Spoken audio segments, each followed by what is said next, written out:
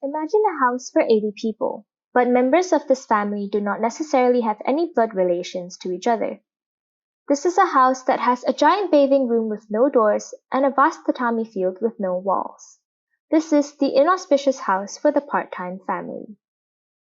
Studying the industry of rental family service in Japan was my starting point, through analyzing films such as Rent a Family Inc.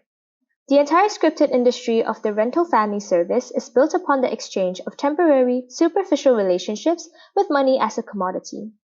Employees rent themselves out by hourly charge to clients who may be seeking a long-term accompaniment or even to deal with the departure of their biological family members. Rental family service employees tend to live in dormitories provided by the company, and though the spaces that they live in may be extremely regimented, they are able to reassemble their own self-constructed relationships with strangers in order to form their own choice of chosen family away from the imposition of the nuclear family dream, which is deeply ingrained in Japanese culture. My project is a material manifestation of this paradox between fluid kinship structure and traditional familial values in the form of a rental family service staging house and a dormitory for 80 employees to reside in. The surrounding context of the site has a mix of various housing densities. This site was chosen because a believable residential neighborhood has to be facilitated for the front of house of the project to blend into.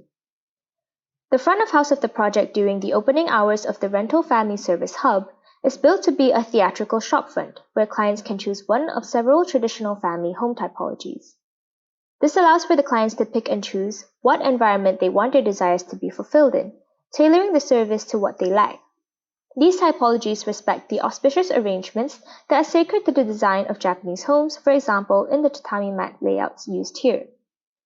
In contrast to the other side, the inauspicious tatami mat layout seen on the dormitory follows a strict compositional rationality, and the arrangement itself symbolizes death in Japanese culture. The open field condition uses sliding doors or fusuma, which can be slotted in anywhere along the tracks to provide privacy when needed.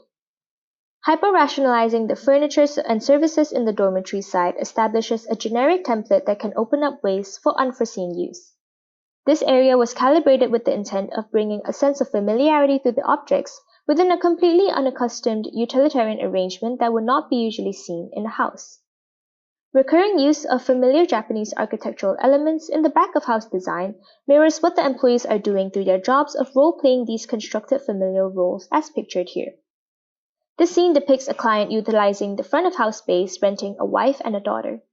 Both their jobs and the architecture of the dormitory act as a point of reference to the canonical family ideal or sacred traditions for the employees to hold onto, while simultaneously offering them just enough freedom to explore new forms of lifestyles, kin relations, and personalities away from the restrictive nuclear family dream.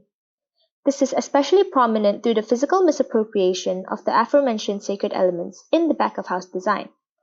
The tatami sizes used here subvert from the production size, and the open field condition sets a tabula rasa or clean slate for the employees to reassemble their self-constructed relationships, just like how they can reassemble the domestic space with sliding doors and movable furniture. The time where the front and back of house threshold is completely blurred is during the off hours of work, whereby the employees could even take over and occupy the shopfront area, misusing its features and disregarding the sacred notions, profaning it with their daily activities. This ambivalent transition flattens the hierarchy which segregates the front and back of house during the opening hours entirely.